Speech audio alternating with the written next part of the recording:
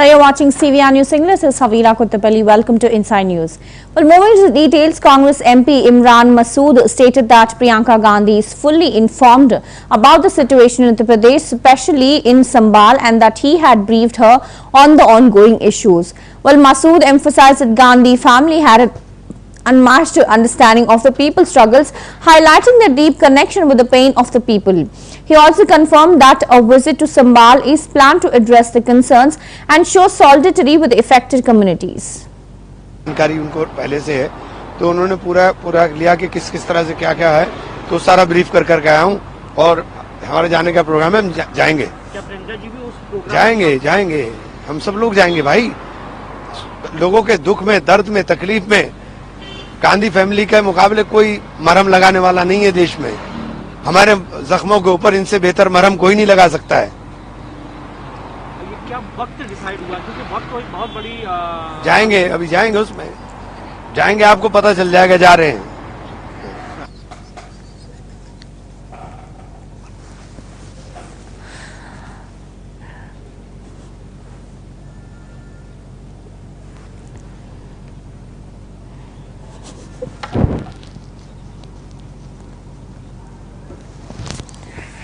जानकारी उनको पहले से है, तो उन्होंने पूरा लिया कि किस तरह से क्या है, तो सारा ब्रीफ कर आया हूँ और हमारे जाने का प्रोग्राम है, हम जाएंगे। क्या प्रियंका जी भी उस प्रोग्राम जाएंगे, हम सब लोग जाएंगे भाई।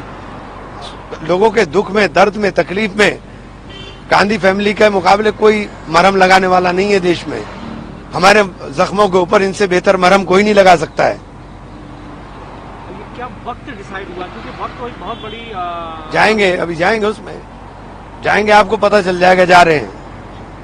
जानकारी उनको पहले से है, तो उन्होंने पूरा लिया कि किस तरह से क्या है, तो सारा ब्रीफ कर आया हूँ और हमारे जाने का प्रोग्राम है, हम जाएंगे। क्या प्रियंका जी भी उस प्रोग्राम जाएंगे, हम सब लोग जाएंगे भाई। लोगों के दुख में, दर्द में, तकलीफ में गांधी फैमिली के मुकाबले कोई मरहम लगाने वाला नहीं है देश में। हमारे जख्मों के ऊपर इनसे बेहतर मरहम कोई नहीं लगा सकता है। ये क्या वक्त डिसाइड हुआ, क्योंकि वक्त कोई बहुत बड़ी जाएंगे, अभी जाएंगे, उसमें जाएंगे, आपको पता चल जाएगा, जा रहे हैं। जानकारी उनको पहले से है, तो उन्होंने पूरा लिया कि किस तरह से क्या है, तो सारा ब्रीफ कर आया हूँ और हमारे जाने का प्रोग्राम है, हम जाएंगे। क्या प्रियंका जी भी उस प्रोग्राम जाएंगे, हम सब लोग जाएंगे भाई। लोगों के दुख में, दर्द में, तकलीफ में गांधी फैमिली के मुकाबले कोई मरहम लगाने वाला नहीं है देश में। हमारे जख्मों के ऊपर इनसे बेहतर मरहम कोई नहीं लगा सकता है। ये क्या वक्त डिसाइड हुआ, क्योंकि वक्त कोई बहुत बड़ी जाएंगे, अभी जाएंगे, उसमें जाएंगे, आपको पता चल जाएगा, जा रहे हैं। जानकारी उनको पहले से है, तो उन्होंने पूरा लिया कि किस तरह से क्या है, तो सारा ब्रीफ कर आया हूँ और हमारे जाने का प्रोग्राम है, हम जाएंगे। क्या प्रियंका जी भी उस प्रोग्राम जाएंगे, हम सब लोग जाएंगे भाई। लोगों के दुख में, दर्द में, तकलीफ में गांधी फैमिली के मुकाबले कोई मरहम लगाने वाला नहीं है देश में। हमारे जख्मों के ऊपर इनसे बेहतर मरहम कोई नहीं लगा सकता है। ये क्या वक्त डिसाइड हुआ, क्योंकि वक्त कोई बहुत बड़ी जाएंगे, अभी जाएंगे, उसमें जाएंगे, आपको पता चल जाएगा, जा रहे हैं। जानकारी उनको पहले से है, तो उन्होंने पूरा लिया कि किस तरह से क्या है, तो सारा ब्रीफ कर आया हूँ और हमारे जाने का प्रोग्राम है, हम जाएंगे। क्या प्रियंका जी भी उस प्रोग्राम जाएंगे, हम सब लोग जाएंगे भाई। लोगों के दुख में, दर्द में, तकलीफ में गांधी फैमिली के मुकाबले कोई मरहम लगाने वाला नहीं है देश में।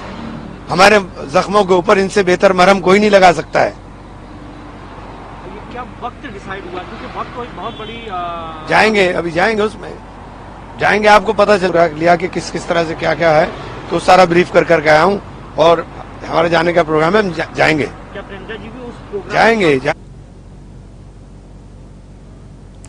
Well, Maharashtra BJP President Chandrasekhar Bawankule criticized the opposition for blaming the electronic voting machines after recent election results. He also pointed out that similarly in the recent Nanded Lok Sabha by-elections where the opposition candidate won there and was no issue with the EVMs.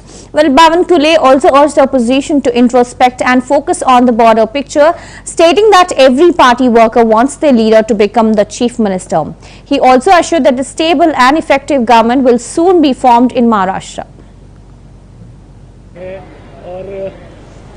और और भी बहुत कुछ बातें कही जा रही है। महाराष्ट्र में ही 5 महीना पहले 5 माह पूर्व जो चुनाव हुए लोकसभा के, उनके 31 सांसद चुन के आए, 2 अपक्ष। तब क्यों नहीं ईवीएम पर सवाल खड़ा किया? तब ईवीएम बराबर थी, तब ईवीएम खराब नहीं थी। अब उनका नांदेड़ में सांसद चुन के आया अभी बाई इलेक्शन में, तो तब ईवीएम खराब नहीं है। उनके बाकी अभी विधायक चुन के आए, वहां ईवीएम खराब नहीं है। देखिए, बवंडर खड़ा कर रहे और ये बवंडर से कुछ होने वाला नहीं है। उल्टा आत्मपरीक्षण करना चाहिए। नाना पटोले 206 वोट से हार गए, वहां गांव-गांव जाके आत्मपरीक्षण करना चाहिए क्यों हारे हैं। मैं मेरे एमएलए एरिया में 60 बूथ पे मैं कम हूं, 60 बूथ पे मेरे एरिया में कांग्रेस में ज्यादा वोट से, तो मैंने आत्मपरीक्षण करना चाहिए कि वो 60 गांव में क्यों कम हूं। मैं ईवीएम को बोलूं कि वहां कम क्यों दिया मुझे और वहां बाकी जगह ज्यादा क्यों दिया है। तो ईवीएम का कोई दोष नहीं है, बवंडर खड़ा कर रहे हैं। ये चुनाव आगे भी हारेंगे अगर ऐसा ही रहेगा तो। महाविकास आघाड़ी इस तरह से अगर आत्मपरीक्षण नहीं करती और ईवीएम पे दोष देती है तो आगे भी इनका हाल ऐसा ही होगा। सरकार बनाने में जो देरी हो रही है उसके लिए एकनाथ शिंदे की ओर से जो दबाव है वो जिम्मेदार है। देखिए, ऐसा कोई दबाव नहीं है, ऐसी कोई सरकार लेट नहीं हो रही है। 23 तारीख को चुनाव का रिजल्ट लगा है, 3 पार्टी की सरकार है। तो 3 पार्टी की सरकार में कौन से पोर्टफोलियो कहाँ होंगे, प्रभारी मंत्री कहाँ रहेंगे, कौन से मिनिस्ट्री किसको जाएगी, सारा देखना पड़ता है। 3 पार्टी की सरकार है और महायुति की सरकार है, परफॉर्मिंग सरकार होनी चाहिए। आने वाले जो हमने लोगों को मैनिफेस्टो दिया है वो पूरा होना चाहिए। आखिरी सरकार जब बनती है तो जनता के लिए बनती है और जनता के लिए बनने वाली सरकार ये परफॉर्मिंग होनी चाहिए, इसलिए थोड़ा समय लगता है, लेकिन अच्छी सरकार बनेगी, जल्दी बनेगी। बिहार पैटर्न की चर्चा है। देखिए, मैं बार बार कह रहा हूँ, ये सारे निर्णय केंद्रीय नेतृत्व करेगा, हमारे तीनों नेता करेंगे, आप चिंता मत करिए। देवेंद्र जी को सीएम बनाया जाए ऐसी मांग है क्योंकि उन्होंने त्याग किया था उस समय। भारतीय जनता पार्टी और कार्यकर्ता को यही लगता है कि देवेंद्र जी सीएम होना चाहिए, क्यों नहीं लगेगा। और एकनाथ जी की तरफ उनके कार्यकर्ता है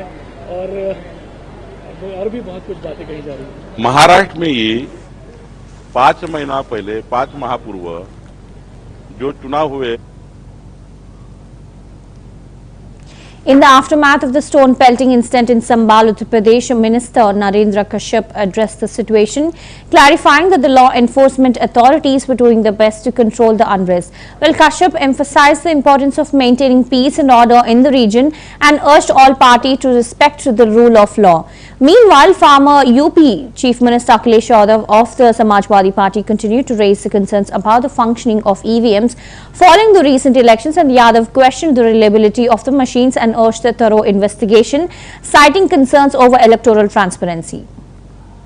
और इससे पहले सरकार अध्यादेश भी लाई थी कुर्की का, वो भी इम्प्लीमेंट किया जाएगा और सबको चिन्हित करके कार्रवाई की जाएगी। निश्चित योगी जी की सरकार में उत्तर प्रदेश के अंदर दंगा किसी भी कीमत पर बर्दाश्त नहीं किया जाएगा। योगी जी ने स्पष्ट इस बारे में अध्यादेश भी जारी किया है, मनोभाव भी स्पष्ट किया है और ये निश्चित है कि संभल की घटना में न्यायपालिका के कार्य में बाधा पैदा करने वाले लोग और दंगा करके उत्तर प्रदेश की कानून व्यवस्था को बिगाड़ने वाले लोगों के खिलाफ प्रदेश की सरकार और पुलिस तंत्र सख्त कार्रवाई करेगी। हमारी सरकार ने पहले से ये तय कर दिया था कि जो दंगाई अपराध करेंगे और भागने का प्रयास करेंगे उनके खिलाफ पोस्टर जारी करके जनता के बीच में उनकी छवि को ले जाया जाएगा, बताया जाएगा और किसी भी कीमत पे किसी दंगाई को कानून की निगाह से बचाने की कोशिश कोई ना करे। इसके तमाम प्रबंध हमारी सरकार ने अध्यादेश के माध्यम से किए हैं। संभल में पुलिस की गतिविधियां तेज हैं, न्याय किसी भी कीमत पे देना सरकार की प्राथमिकता है, तो हमारी सरकार बहुत सख्ती के साथ अपने काम को अंजाम दे रही है। आप न्याय की बात करते हैं लेकिन समाजवादी पार्टी यहाँ न्याय बता रही है कि जिससे इस तरह की घटनाओं में लोगों पर गोली चलाने के लिए। पता नहीं समाजवादी पार्टी की कौन सी निगाहें हैं, कौन सी आंखें हैं जो पुलिस के पास 2 हथियार को देख लेती है। सरकारी भी और प्राइवेट भी है, ये समाजवादी पार्टियों ने कहां देख लिया। मेरे ख्याल से लगता है कि समाजवादियों को शायद अपने समय के कुछ घटनाएं याद आ रही होंगी, क्योंकि प्रदेश की जनता जानती है कि 2017 तक जंगल राज स्थापित करने का काम समाजवादी पार्टी की सरकार में हो उस समय में होता होगा कि डबल आर्म्स लेके पुलिस वाले चलते हों, लेकिन योगी की सरकार में पुलिस हो यह सरकारी तंत्र नियम के आधार पर चलेगा। लेकिन ये भी तय है अपराध करने वाले, दंगा करने वाले किसी भी सूरत में बख्शे नहीं जाएंगे, वो कितने ही बड़े क्यों ना हो। माता प्रसाद पांडे एक ही कम्युनिटी के दो सेक्स आपस में लड़ गए जिसके चलते वहाँ पे मौत हुई है, और इससे पहले सरकार अध्यादेश भी लाई थी कुर्की का, वो भी इम्प्लीमेंट किया जाएगा और सबको चिन्हित करके कार्रवाई की जाएगी। निश्चित योगी जी की सरकार में उत्तर प्रदेश के अंदर दंगा किसी भी कीमत पर बर्दाश्त नहीं किया जाएगा। योगी जी ने स्पष्ट इस बात Well, Samajwadi Party leader Rajiv Rai condemned the recent stone pelting incidents in Sambhal, Uttar Pradesh, stating that the authorities must take immediate action to restore peace and ensure that those responsible are held accountable. Well, Rai also emphasized the need for a fair investigation and expressed concerns over the safety of the people in the region.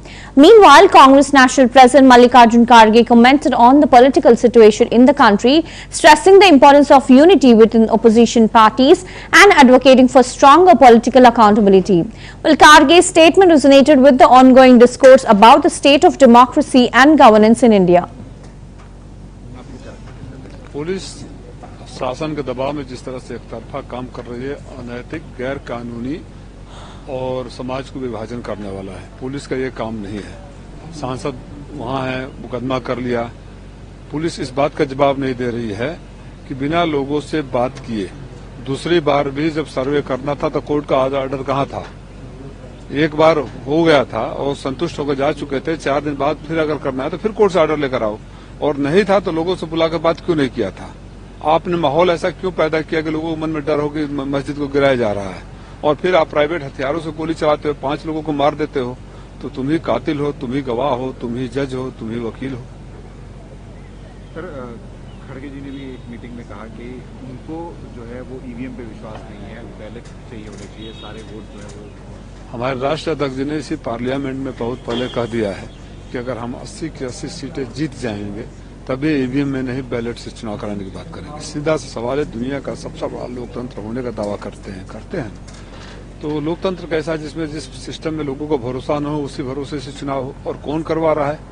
Bharatiya Janata party इस बात का जवाब क्यों नहीं दे रही है कि जब आप विपक्ष में थे तो इनके एक प्रवक्ता है जो बाद में राज्यसभा सांसद बने, उन्होंने किताब तक रिसर्च करके लिख दिया, उस किताब को लेकर घुमा करते थे कि ईवीएम खराब है, ईवीएम खराब है, सुप्रीम कोर्ट तक गए और सत्ता में आते इतनी मोहब्बत ईवीएम से हो गई। ये रिश्ता क्या कहलाता है?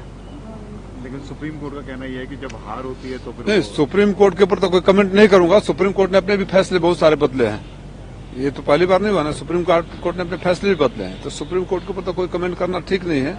लेकिन सरकार जिस सवाल के साथ बार बार जाती है सुप्रीम कोर्ट में, जो जवाब होता है, मैं उनसे पूछना चाहता हूं, जब विपक्ष में थे तो ये ज्ञान कहाँ था? पुलिस शासन के दबाव में जिस तरह से एकतरफा काम कर रही है, अनैतिक, गैर कानूनी और समाज को विभाजन करने वाला है। पुलिस का ये काम नहीं है। सांसद वहाँ है, मुकदमा कर लिया। पुलिस इस बात का जवाब नहीं दे रही है कि बिना लोगों से बात किए दूसरी बार भी जब सर्वे करना था तो कोर्ट का ऑर्डर कहाँ था? एक बार हो गया था और संतुष्ट होकर जा चुके थे, 4 दिन बाद फिर अगर करना है तो फिर कोर्ट से ऑर्डर लेकर आओ। और नहीं था तो लोगों से बुलाकर बात क्यों नहीं किया था? आपने माहौल ऐसा क्यों पैदा किया कि लोगों के मन में डर हो कि मस्जिद को गिराया जा रहा है, और फिर आप प्राइवेट हथियारों से गोली चलाते हो, 5 लोगों को मार देते हो, तो तुम ही कातिल हो, तुम ही गवाह हो, तुम ही जज हो, तुम ही वकील हो। सर, खड़गे जी ने भी एक मीटिंग में कहा कि उनको जो है वो ईवीएम पे विश्वास नहीं है, बैलेट चाहिए होने चाहिए, सारे वोट जो है वो। हमारे राष्ट्रीय अध्यक्ष जी ने इसी पार्लियामेंट में बहुत पहले कह दिया है कि अगर हम 80 की 80 सीटें जीत जाएंगे तभी ईवीएम में नहीं बैलेट से चुनाव कराने की बात करेंगे। सीधा सा सवाल है, दुनिया का सबसे बड़ा लोकतंत्र होने का दावा करते हैं Dharamveer Prajapati, the minister in charge of Sambhal, addressed the recent stone pelting incident in the region, emphasizing the government is fully committed to restoring peace and ensuring law and order. Well, Prajapati confirmed that authorities are closely monitoring the situation and taking strict action against those involved in the unrest. He also assured the public that the government is working swiftly to identify the culprits and maintain stability in the area, and Prajapati also urged the people of Sambal to remain calm and cooperate with law enforcement to prevent any further escalation.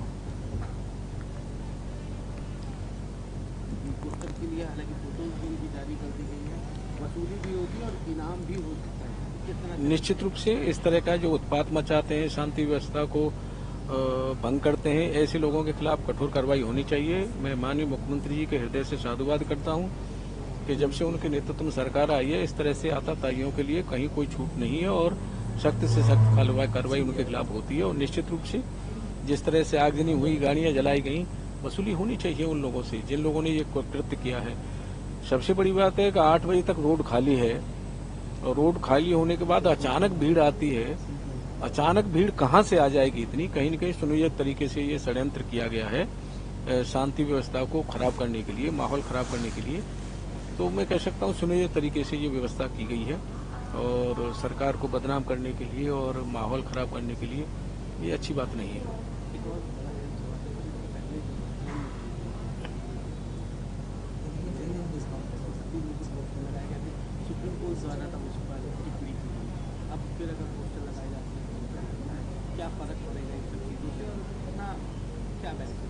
देखिए, ये चिन्हित तो किए जाएंगे जो उत्पाती लोग हैं, जिन्होंने उत्पात मचाया है, आगजनी की है, पत्थरबाजी की है, फायरिंग की है।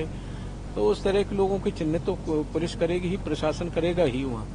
और लेकिन इस समय वहाँ शांति का माहौल है, मार्केट भी खुला है, व्यवस्था ठीक है। इसमें प्रशासन ने शक्ति के साथ व्यवस्था चुस्त दुरुस्त की है।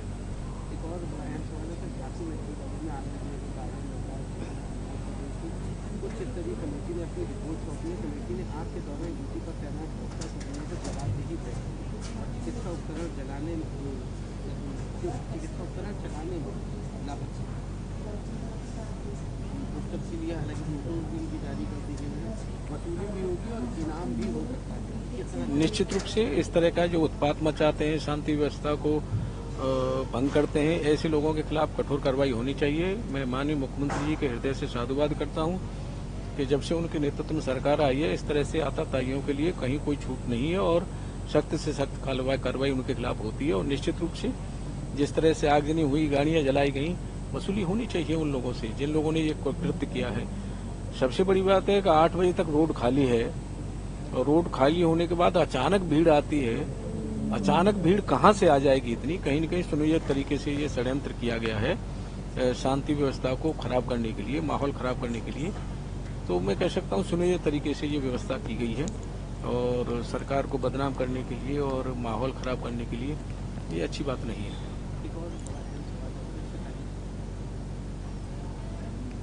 In the response to the arrest of ISKCON leader Chinmoy Krishnadas Brahmachari by Dhaka police, while Acharya Satyendra Das Maharaj, chief priest of Sri Ram Janmabhoomi temple in Ayodhya, expressed concern over the incident. He also called for justice and emphasized the need to uphold the truth, stating that any actions based on false allegations should not be tolerated. Well, he also urged the authorities to thoroughly investigate into the matter. Well, Dvichakaracharya, a renowned saint from Ayodhya, also condemned the arrest, highlighting the importance of protecting religious leaders and ensuring their safety, particularly when they are advocating for the rights and values of Sanatana Dharma. Well, both spiritual leaders expressed hope for a phased resolution and the release of Chinmoy Krishna Das Brahmachari.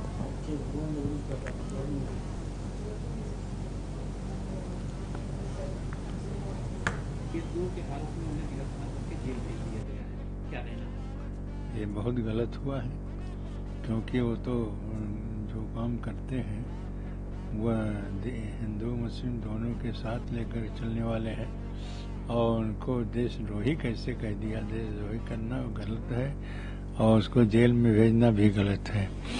जितना भी काम बांग्लादेश ने हिंदुओं के ऊपर अन्याय किया कर रहा है, वो इसी से पता चलता है कि इसी सामान्य हिंदुओं का क्या दशा होगी यह बांग्लादेश में।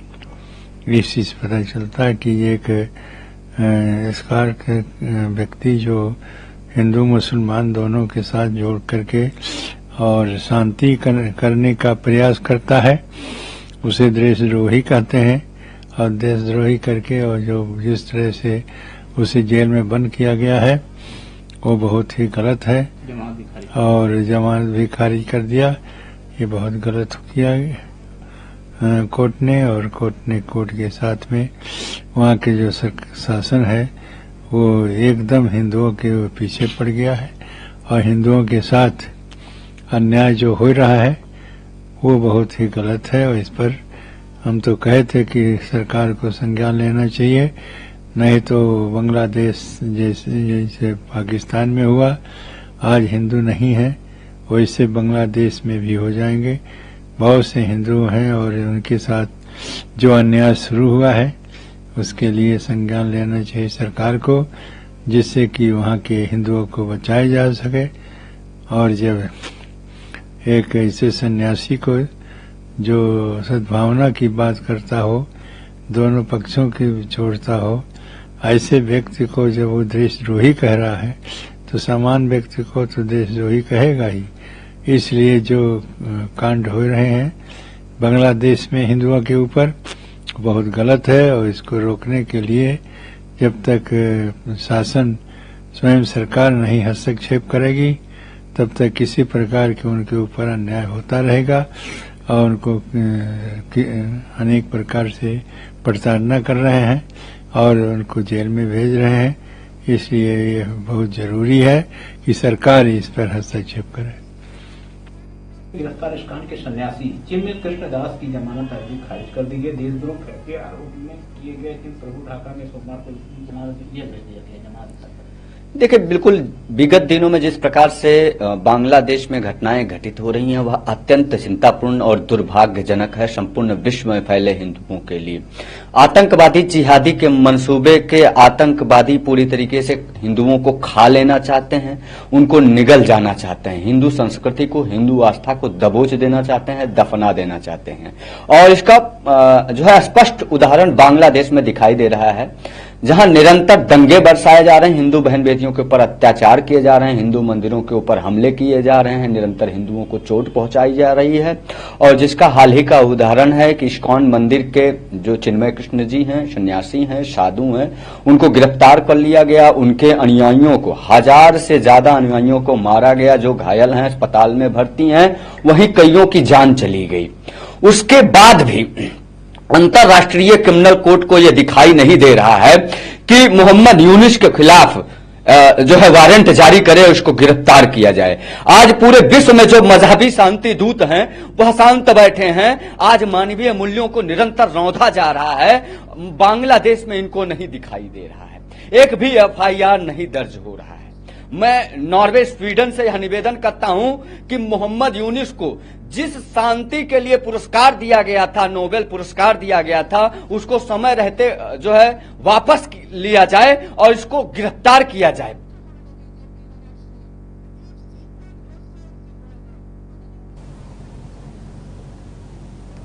Well, reacting to Moradabad Divisional Commissioner Anjaneya Kumar Singh's statement on the recent developments in Sambhal, BJP leader Dinesh Sharma expressed his support for the administration's effort to maintain law and order. He also appreciated the swift actions taken by the police, including the registration of FIRs and arrests, to address the situation and bring the culprits to justice. While Sharma emphasized the importance of ensuring peace and normalcy in the region, urging citizens to cooperate with the authorities. He also underlined that the government is committed to upholding the rule of law and ensuring the safety of all the citizens irrespective of their background or affiliations. देखिए, बहुत सारी चीज़ें धीरे धीरे जैसे जैसे footage मिल रहे हैं सामने आ रही हैं। किस प्रकार से हाथों में खुलेआम हथियार लेकर गोली चला रहे हैं, किस प्रकार से हाथों में पत्थर लेकर लोग मुंह को ढके हुए और हिंसा फैलाने के लिए अपने तत्पर दिख रहे हैं। निश्चित रूप में कोई ना कोई साजिश लोगों ने की होगी कि भीड़ के अंदर जाए और भीड़ के अंदर जाके उसको शांतिपूर्वक भी कोई चीज हो तो उसको अशांति फैला दे। इस प्रकार की नियत हो सकती है। पुलिस पूरी तरीके से जागरूक है और उसका परीक्षण कर रही है। तमाम फुटेज जो निजी क्षेत्र के लोगों ने वीडियो बनाए हैं या पुलिस ने बनाए हैं, उनमें से जो दोषी तत्व हैं उनका चिन्हीकरण भी हुआ है।